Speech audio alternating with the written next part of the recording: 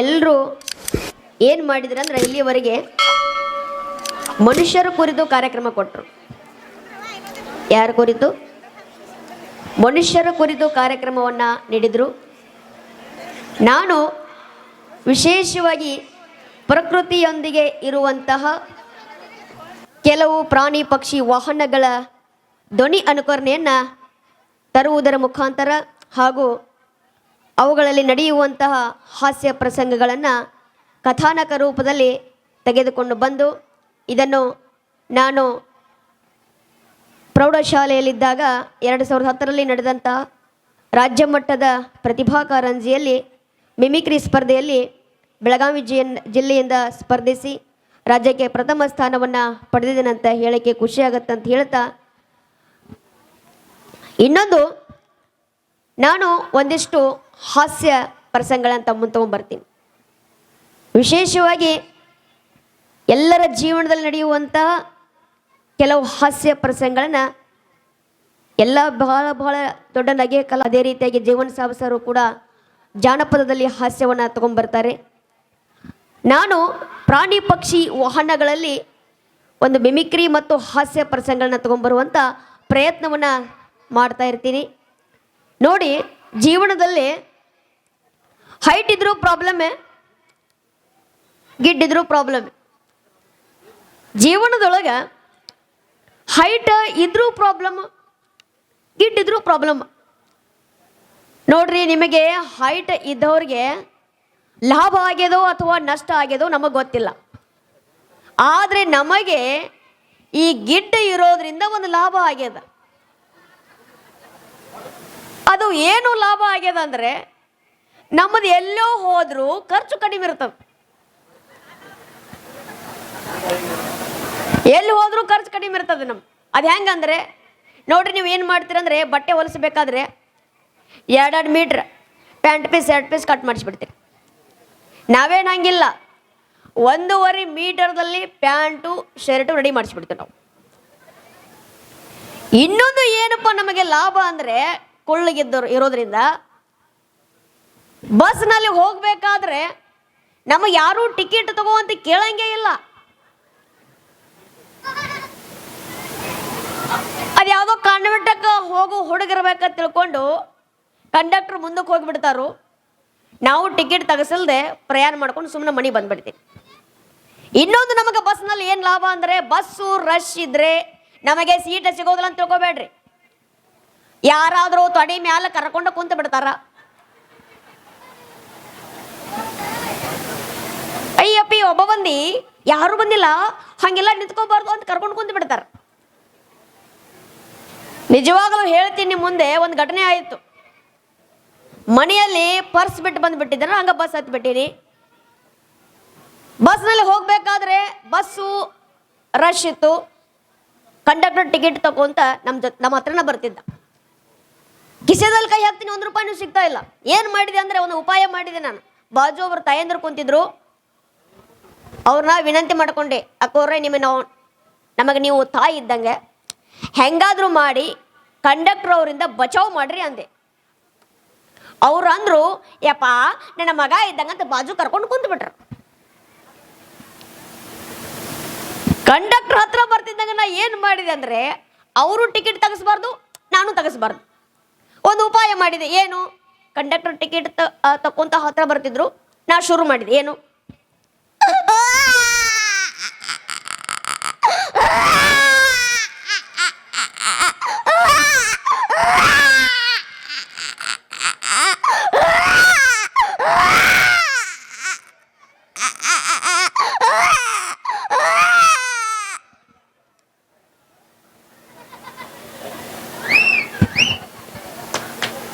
ಖುಷಿ ಅನಿಸಿದ್ರೆ ಒಂದು ಜೋರಾದ ಚಪ್ಪಾಳೆ, ನಿಮ್ಮೆಲ್ಲರ ಪ್ರೀತಿಯ ಆಶೀರ್ವಾದ.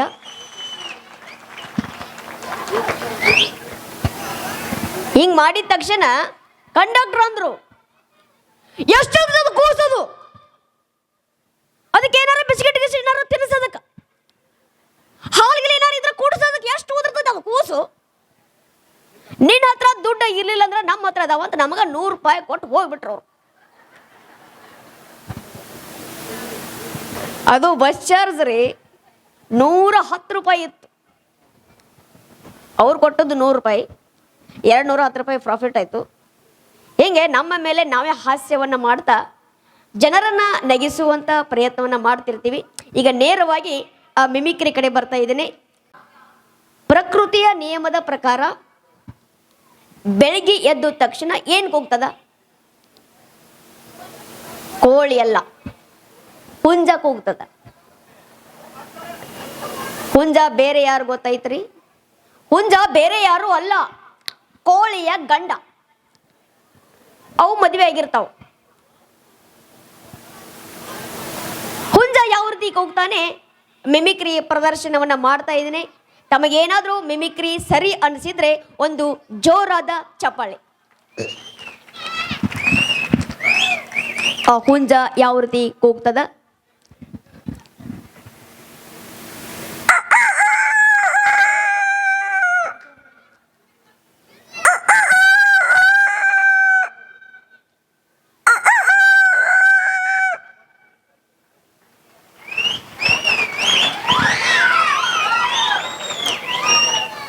ಇನ್ನು ಹುಂಜ ಕೂಗ್ಬೇಕಾದ್ರೆ ಇವರ ಮಿಸಸ್ ಕೋಳಿ ಹುಂಜನವರ ಧರ್ಮಪತ್ನಿ, ಹುಂಜನವರ ಯಜಮಾನಿ, ಹುಂಜನವರ ಹೋಮ್ ಮಿನಿಸ್ಟರ್. ಶುರು ಮಾಡಿದ ಬೆಳಿಗ್ಗೆ ಎದ್ದ ತಕ್ಷಣ ತಮ್ಮ ಯಜಮಾನ್ರಿಗೆ ಹೇಳ್ತದ ಕೋಳಿ. ಏನು ಹೇಳ್ತದ ಅಂದ್ರೆ,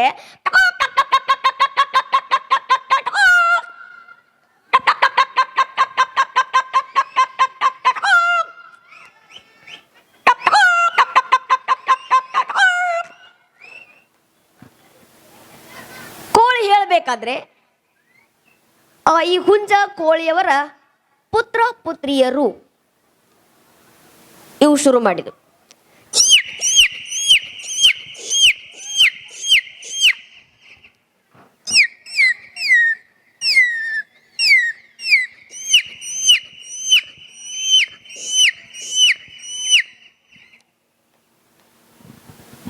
ಕೋಳಿ ಮರಿ ಧ್ವನಿ ಮಾಡಬೇಕಾದ್ರೆ ಕೋಳಿ ಸಾಕಿದವ್ರು ಏನು ಮಾಡಿದ್ರು?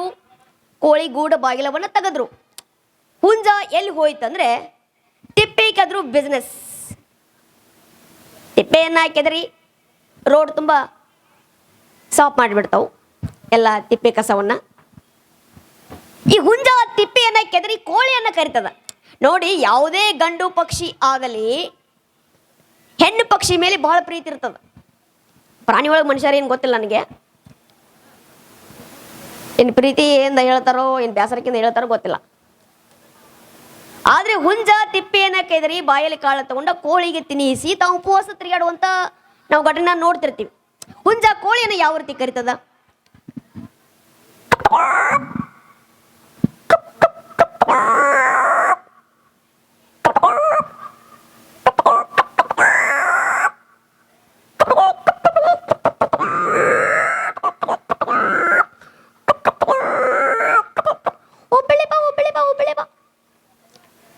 ಯಾರು ಇಲ್ಲ, ಬೇಗ ಬಾರೆ, ಒಬ್ಬಳೇ ಬಾ.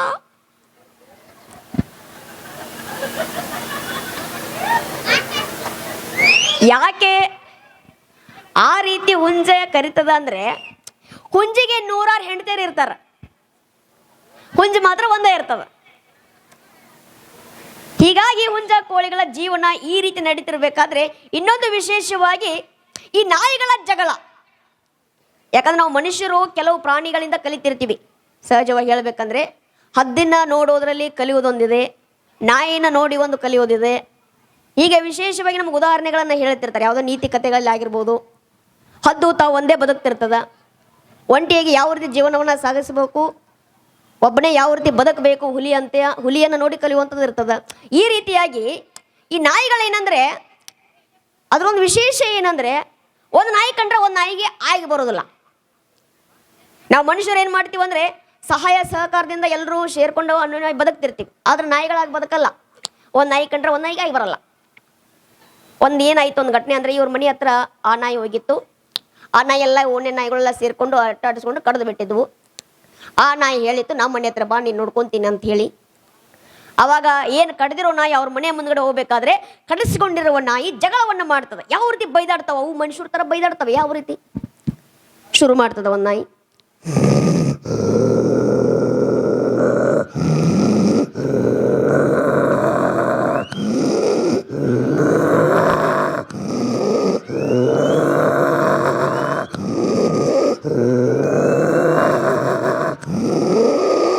ಮನೆ ಹತ್ರ ಯಾಕೆ ಬರ್ತಾ ಇದ್ದೆ? ನಾನೇನು ಸುಮ್ಮನೆ ಬಿಡೋದಿಲ್ಲ.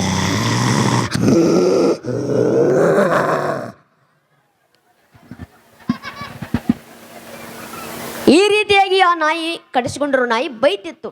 ಯಾವ ನಾಯಿಗೆ? ಕಡ್ದಿರೋ ನಾಯಿ. ಇನ್ನು ಈ ನಾಯಿ ಮರಿ ಇರ್ತಾವ, ಸುಮ್ಮನೆ ಇರೋದಿಲ್ಲ. ಈ ನಾಯಿ ಮರಿ ಏನ್ ಮಾಡ್ತದೆ ಅಂದ್ರೆ ದೊಡ್ಡ ನಾಯಿಗಳಿಗೆ ಜಗಳವನ್ನ ಹಚ್ಚಿ ಮಜಾ ತಗೊಳ್ಬೇಕಂತೇಳಿ ಇನ್ನೊಂದು ನಾಯಿ ಮರಿ ಬರ್ತದೆ.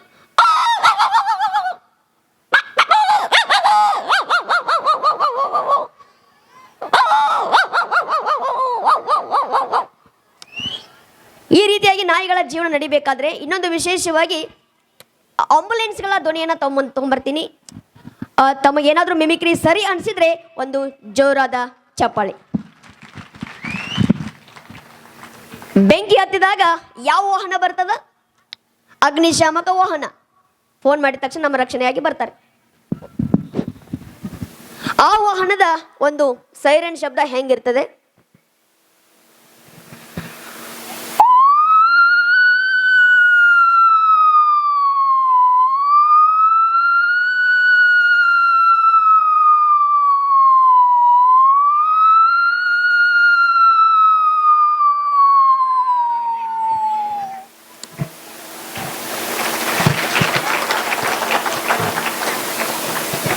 ಇನ್ನೊಂದು ವಾಹನ ಯಾವುದಂದ್ರೆ ಆಂಬುಲೆನ್ಸ್ ವಾಹನ, 108 ಅಂತ ಹೇಳ್ತೀವಿ.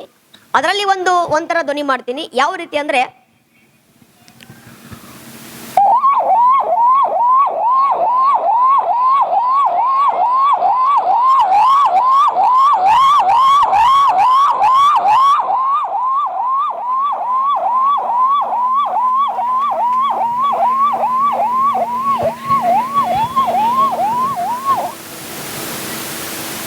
ಇನ್ನೊಂದು ವಾಹನ ಯಾವುದಂದ್ರೆ ಪೊಲೀಸ್ ವಾಹನ. ಒಂದು ಬೆಂಕಿ ಆರಿಸೋದಕ್ಕೊಂದು ಬಂದಿತ್ತು, ಇನ್ನೊಂದು ವಾಹನ ಪೇಷಂಟ್ಗಳ ದವಾಖಾನೆ ಎತ್ಕೊಂಡು ಹೋಗ್ಬೇಕಂತ. ಇನ್ನೊಂದು ವಾಹನ ಮುಖ್ಯವಾಗಿ ಬರ್ತದ, ಬೆಂಕಿ ಹಚ್ಚಿದವ್ರು ಯಾರು? ಪೊಲೀಸ್ ಸ್ಟೇಷನ್ಗೆ ಎಳ್ಕೊಂಡು ಹೋಗ್ಬೇಕಾಗಿತ್ತು. ಅದಕ್ಕೋಸ್ಕರ ಪೊಲೀಸ್ ವಾಹನದ ಒಂದು ಸೈರನ್ ಶಬ್ದ ಹೆಂಗಿರ್ತದ ಅಂದ್ರೆ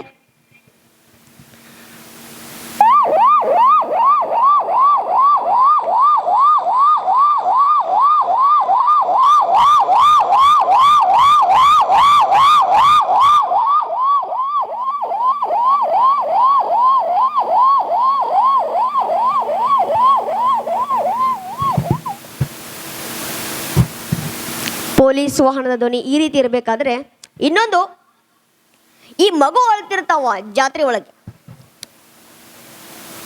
ಕೆಲವರು ಹೆಣ್ಮಕ್ಳು ಜಾತ್ರೆ ಕರ್ಕೊಂಡು ಹೋಗ್ತಾರ. ಯಾರನ್ನಂದ್ರೆ ಮಕ್ಕಳನ್ನ. ಈ 3 ವರ್ಷದ ಮಕ್ಕಳು ಅಥವಾ 4 ವರ್ಷದ ಮಕ್ಕಳು ಇರ್ತಾವೆ. ಬಹಳಷ್ಟು ಜನ ಹೆಣ್ಮಕ್ಳು ಸೇರಿದಿರಿ, ತಮಗೆ ಅನುಭವ ಇರ್ತದೆ. ಅದು ನಾನು ಸುಮ್ಮನೆ ಹಾಸ್ಯಕ್ಕಾಗಿ ಮಾತ್ರ ಬಳಸ್ಕೊತೀನಿ ಆ ಘಟನೆಯನ್ನ, ನಾನೇ ಕ್ರಿಯೇಟ್ ಮಾಡ್ಕೊಂಡಿರ್ತಕ್ಕಂಥದ್ದು. ಕೆಲವರು ಹೆಣ್ಮಕ್ಳು ಏನು ಮಾಡ್ತಾರಂದ್ರೆ ಈ ಮಕ್ಕಳನ್ನ ಜಾತ್ರೆ ಕರ್ಕೊಂಡು ಹೋಗ್ತಾರ, ಆ ಮಕ್ಕಳಿಗೆ ಜಾತ್ರೆ ಮಾಡಿಸೋದಿಲ್ಲ ಅವರು. ಬರೀ ತಾವೇ ಜಾತ್ರೆ ಮಾಡ್ತಿರ್ತಾರೆ, ತಮಗ ತಗೊಂತಿರ್ತಾರೆ. ಆ ಮಕ್ಕಳಿಗೆ ಏನು ಕೊಡ್ಸಲ್ಲ. ಆ ಮಗು ಸುಮ್ಮಿರಲ್ಲ. ಜಾತ್ರೆ ಏನಾದರೂ ಆಟಿಕೆ ಸಾಮಾನು ನೋಡಿದ ತಕ್ಷಣ ತಗೋಬೇಕಂತ ಆತ ಇರ್ತಾನೆ. ಈ ಕೆಲವರು ಆಮೇಲೆ ಕೊಡ್ಸಿರಾಯ್ತು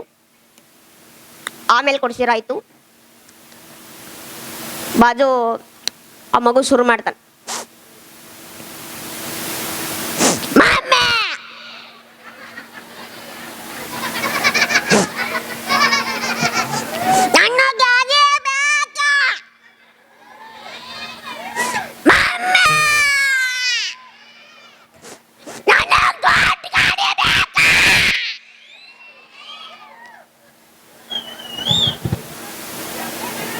ಹಿಂಗ ಅಂದ ತಕ್ಷಣ ಕೆಲವರು ಆ ಕಡೆ ನೋಡಲ್ಲ. ಏನ್ ಮಾಡ್ತಾರಂದ್ರೆ ಆ ಕಡೆ ನೋಡಿದ್ರೆ 500 ರೂಪಾಯಿ ಹೋಯ್ತು. ಬಾಜವ್ರು ಇನ್ನೊರು ಗೆಳತಿಯರು ಹೇಳ್ತಾರೆ ಹುಡುಗ ಯಾರು ಗಾಡಿ ಕೊಡ ಅದಕ್ಕೆ ಕೊಡ್ತೆ ಮಾರಿ ಬರ್ದಾಗ ಮುರ್ದೋಗ್ ಬಿಡ್ತತಿ. ಎಲ್ಲ ಜಾತ್ರೆ ತಾವೇ ಜಾತ್ರೆ ಮಾಡಿ ಆಮೇಲೆ ಒಂದು 10 ರೂಪಾಯಿ ಗಾಡಿ ಕೊಡಿಸಿರ ಅಂತ ಅವ್ರು ಪ್ಲಾನ್ ಮಾಡಿರ್ತಾರ. ಆತ ಈತ ಬಿಡಲ್ಲ, ಮೊದಲು ಗಾಡಿ ತಗೋಬೇಕಂತ ಈತ ಹಿಂಗೆ ಕರ್ಕೊಂಡು ತಿರ್ಗಿ ಮಾಡ್ತಾರೆ. ಕೊನೆದ ಸಿಟ್ಟಿಗೆ ಎದ್ದು ಬಿಡ್ತಾನೆ.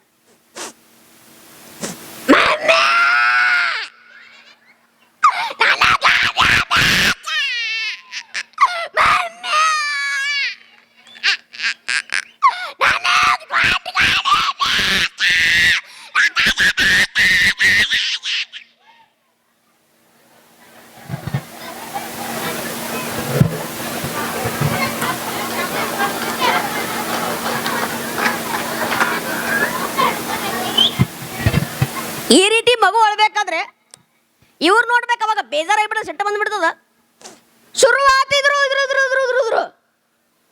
ಶುರು ಮಾಡಿದೆ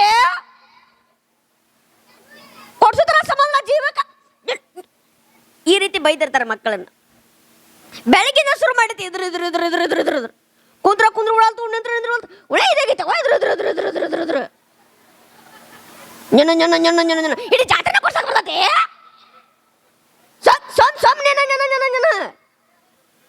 ಏನ್ ಬೇಕೆಲ್ಲ ಬೇಕಾದತೆ. ಹಿಂಗ ಮಕ್ಕಳನ್ನ ಸಮಾಧಾನ ಇವ್ರು ಮಾಡ್ತಿರ್ತಾರೆ. ಕೊನೆದಾಗೆ ಸಿಟ್ಟಿಗೆ ಎದ್ದು ಬಿಡ್ತಾನ. ಬರೀ ಎಲ್ಲ ನೀನ ತಗೊಳಕತ್ತಿ, ನನಗೇನೋ ಕೊಡ್ಸವ ಅಲ್ಲ, ನನಗೆಲ್ಲ ಗೊತ್ತಾದ ಅಲ್ಲ. ಮನೆ ಪಪ್ಪ ಗಾಡಿ ಕೊಡ್ಸಂತ 500 ರೂಪಾಯಿ ಕೊಟ್ಟವನ.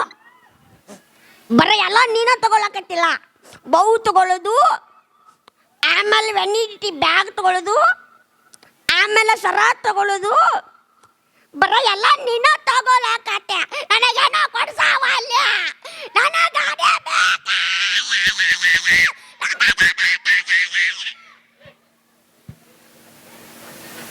ನಮ್ಮ ಹುಡುಗರು ನಮ್ಗಿಂತ ಜಾಸ್ತಿ ಹೇಳಾಕತ್ತಾರ. ಅವ್ರು ನಮ್ಮನ್ನು ವಿಶೇಷವಾಗಿ ಚಿಂಟು ಸಲುವಾಗಿ ಹಾಕಿರ್ತಾರೆ. ನಮ್ಮ ಕಾರ್ಯಕ್ರಮದಾಗ ನಾವು ಜಾಸ್ತಿ ಚಿಂಟುಗಳನ್ನು ರಂಜಿಸುವಂಥ ಪ್ರಯತ್ನವನ್ನು ಮಾಡ್ತಿರ್ತೀನಿ.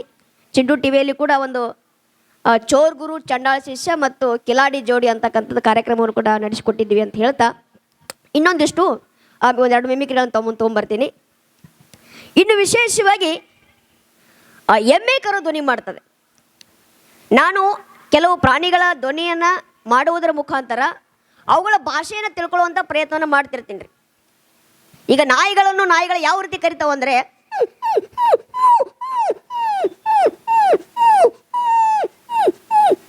ಈ ರೀತಿ ಕರೆಯುವಂಥ ಪ್ರಯತ್ನ ಮಾಡ್ತದೆ. ಅದು ಶಬ್ದ ಏನು ನನಗೆ ಅರ್ಥ ಆಗ್ತಾ ಇಲ್ಲ, ಆ ಭಾಷೆಯಲ್ಲಿ ಏನು ಶಬ್ದ ಅಂತವು ನಾಯಿಗಳನ್ನು ಗೊತ್ತಾಗ್ತಾ ಇಲ್ಲ. ಅದು ತಿಳ್ಕೊಳ್ಳುವಂಥ ಪ್ರಯತ್ನ ಮಾಡ್ತಾ ಇದ್ರಿ. ಇನ್ನೊಂದು ಎಮ್ಮೆ ಕರು ಕೇಳ್ತದ ಆ ತಾಯಿಯನ್ನು ಇನ್ನಷ್ಟು ಹಾಲು ಬೇಕು ಅಂತ. ಕೆಲವ್ರು ಏನು ಮಾಡ್ತಾರೆ ಅಂದರೆ ಎಮ್ಮೆ ಕರು ಬಿಟ್ಟ ತಕ್ಷಣ ಎಲ್ಲ ತಾವ ಹಿಂಡ್ಕೊಂಡು ಜಾಸ್ತಿ ಎಮ್ಮೆ ಕರಿಗೆ ಹಾಲು ಬಿಡೋದಿಲ್ಲ. ಇವಾಗ ಎಮ್ಮೆ ಕರು ಕೇಳ್ತದ ಏನಂತಾರೆ,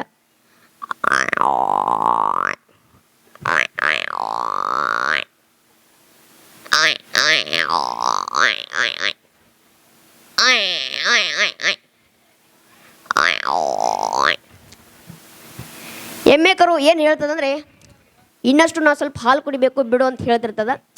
ಈ ಎಮ್ಮೆ ಕರು ಧ್ವನಿ ಮಾಡಬೇಕಾದ್ರೆ ಇನ್ನೊಂದು ವಿಶೇಷವಾಗಿ ಇನ್ನು ಬೆಕ್ಕುಗಳ ಜಗಳ ಹೆಂಗಿರ್ತದೆ ನೋಡ್ರಿ. ರಾತ್ರಿ ಭಯಾನಕವಾಗಿ ಜಗಳ ಮಾಡ್ತಿರ್ತವೆ. ಕೆಲವರು ದೆವ್ವ ಭೂತ ಅಂತ ತಿಳ್ಕೊತಿರ್ತಾರೆ. ಆ ರೀತಿ ಇರಲ್ಲ ಜಾಸ್ತಿ. ಯಾವ ರೀತಿ ಭಯಾನಕವಾಗಿ ಜಗಳವನ್ನು ಮಾಡ್ತಾವೋ ಮಧ್ಯರಾತ್ರಿ ಬೆಕ್ಕುಗಳು ಅಂದರೆ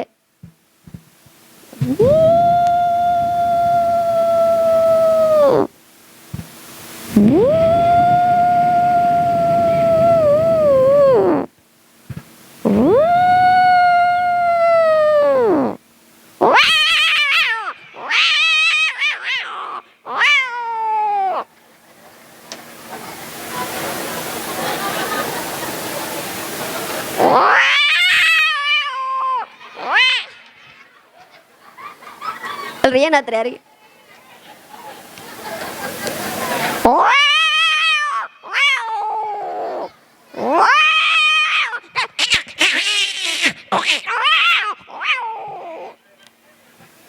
ಈ ರೀತಿಯಾಗಿ ಬೆಕ್ಕುಗಳ ಜಗಳ ಇರ್ತದೆ ನೋಡ್ರಿ. ಎಲ್ಲರೂ ನಗ್ತಾ ಇದ್ರಿ. ಇನ್ನು ಕೆಲವರು ಕುಂತಾರ ಮಿಸಿಕಾಡವಲ್ರ ಅವರು ನಗಿಸೋದು ಒಂದ, ಹೋಗಿ ಹೆಣ್ಣು ಕಟ್ಟಾಡ್ಸೋದು ಒಂದ ರೀ.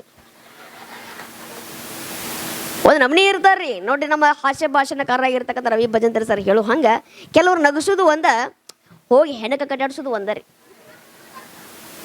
ನೋಡ್ರಿ ಯಾವುದೋ ಒಂದು ಕಾರ್ಯಕ್ರಮಕ್ಕೆ ಬರ್ಬೇಕಾದ್ರೆ ಹೆಣ್ಮಕ್ಳು ನೋಡ್ರಿ ಜಾಸ್ತಿ ನಾವು ಹಾಸ್ಯ ಪ್ರಜ್ಞೆಯನ್ನು ಕಾಣೋದು ಯಾರಲ್ಲ ಅಂತಂದ್ರೆ ಹೆಣ್ಮಕ್ಳಲ್ಲಿ ಜಾಸ್ತಿ ರೀ. ಗಂಡು ಮಕ್ಕಳಲ್ಲಿ ನಾವು ಹಾಸ್ಯವನ್ನು ಕಾಣೋದಿಲ್ಲ ರೀ, ಬರೀ BP ಶುಗರ್ ಇದ್ರಾಗ ಇರ್ತಾರೆ ನೋಡ್ರಿ. ಯಾಕಂದ್ರೆ ಹೆಣ್ಮಕ್ಳು ಯಾಕಂದ್ರೆ ಅವ್ರಿಗೆ BP ಶುಗರ್ ಹಾರ್ಟ್ ಅಟ್ಯಾಕ್ ಯಾಕೆ ಬರೋಲ್ಲ ಅಂದ್ರೆ ಅವರು ಅವಾಗ ಎಕ್ಸಸೈಸ್ ಮಾಡ್ತಿರ್ತಾರೆ. ಏನು ಮುಗಿನ ವ್ಯಾಯಾಮ, ಈ ಬರಗಳ ವ್ಯಾಯಾಮ, ಈ ಮುಖದ ವ್ಯಾಯಾಮ ಅವರು ಅವಾಗ ಮಾಡ್ತಿರ್ತಾರೆ.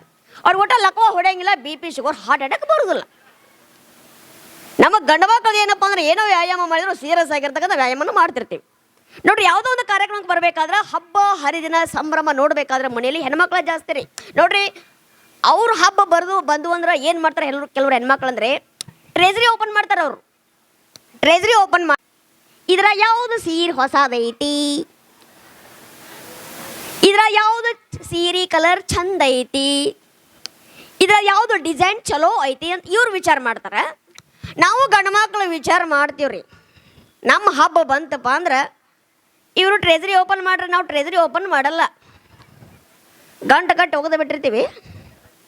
ಗಂಟು ಓಪನ್ ಮಾಡಿ ಇದ್ರ ಯಾವುದು ಭಾಳ ಹರಿದೈತಿ,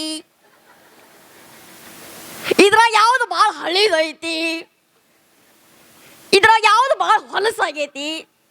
ಇಂಥ ಹಬ್ಬಗಳು ನಮ್ಮೂರಿ ನೋಡ್ರಿ. ಎಲ್ಲ ಹೊಸ ಸೀರೆ ಉಟ್ಕೊಂಡ ಚೈನಿ ಮಾಡೋರು ಇವರು. ವರ್ಷ ಪೂರ್ತಿ ಇವರಿಗೆಲ್ಲ ಗಂಡು ಮಕ್ಕಳೆಲ್ಲರೂ ಇವ್ರಿಗೆ ಖರ್ಚು ಮಾಡಿ ಲಾಸ್ಟಕ್ಕೆ ಹೋಳಿ ಹುಣಿ ಬರ್ತೈತೆ ರೀ. ಖರ್ಚು ಮಾಡ್ಬೇಕಂತೇಳಿ ಕಿಶದ ಕೈ ಹಾಕಿದ್ರೆ ಕಿಶದಾಗ ₹1 ಇರಂಗಿಲ್ಲ. ಇದು ಅಂಥ ಪರಿಸ್ಥಿತಿ ಬಂತಲಿ ಅಂತೇಳಿ ನಮ್ಮ ಹಂಗೆ ನಾವು ಹರ್ಕೊಂಡು ಲಬ್ಬ ಅಂತ ಹೊಯ್ಕೊಂತೀವ್ರಿ ನೋಡ್ರಿ. ಯಾವುದೋ ಒಂದು ಕಾರ್ಯಕ್ರಮಕ್ಕೆ ಬರಬೇಕಾದ್ರೆ ಕೆಲವರು ಹೆಣ್ಮಕ್ಳು ಸ್ಪೆಷಲಾಗಿ ರೆಡಿಯಾಗಿ ಬರ್ತಾರೆ.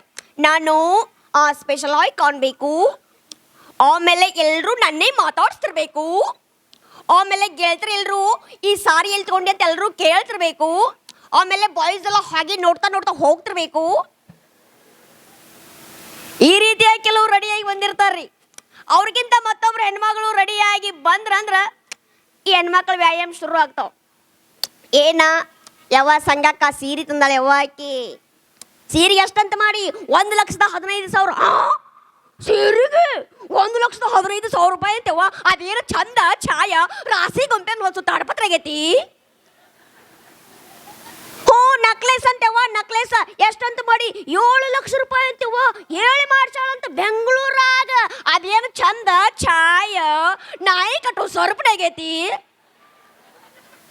ಮೇಕಪ್ ಅಂತ ಮಾಡ್ಕೊತೇವ, ಮೇಕಪ್ ತಾನು ಹೆಂಗ ಮಾಡ್ತೇವ. ಅದೇನು ಕೆಂಪ ಮಂಗ್ಯಾ ಕಣ್ಣಂಗೆ ಕಾಣ್ತೇವ. ಅದು ಹಿಂಗೆ ಮಾಡಿ ಒಟ್ಟ ಲಕ್ವ ಹೊಡೆಯಂಗಿಲ್ಲ.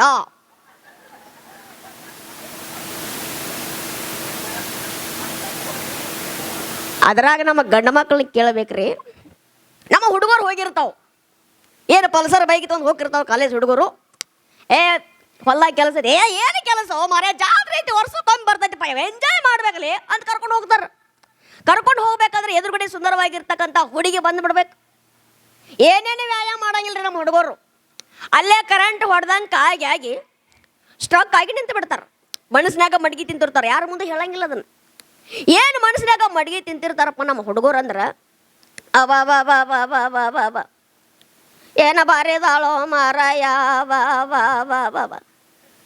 ಐಶ್ವರ್ಯ ರೈ ಕಣ್ಣಂಗೆ ಕಾಣಕೈತಾಳೋ ಮಾರಾಯ ಏ ದೋಸ್ತ ನೋಡ್ಯಾರ ನೋಡು, ದೋಸ್ತ ನೋಡು, ಬಿಸ್ಲೇರಿ ಬಾಟ್ಲಿ ಇದ್ದಂಗೆ ನೋಡ್ಯಾರ ನೋಡು. ನಮ್ಮ ಮನ್ಯಾಗ ಸಿಂಟ್ಯಾಕ್ಸ್ ಠಾಂಕ್ ಇದ್ದಂಗೆ ಐತಿ. ಹಿಂಗೆ ಅನ್ಕೊಂಡ್ರಪ್ಪ ಅಂದ್ರೆ ಲಕ್ವ ಹೊಡಿತಿ ಅಂದ್ರೆ ರಿಪೇರಿನ ಆಗೋದಿಲ್ಲ ಅಂತ ಹೇಳ್ತಾ ಮತ್ತಷ್ಟು ಹಾಸ್ಯ ಪ್ರಸಂಗನ ಮುಂದಿನ ರೋಡ್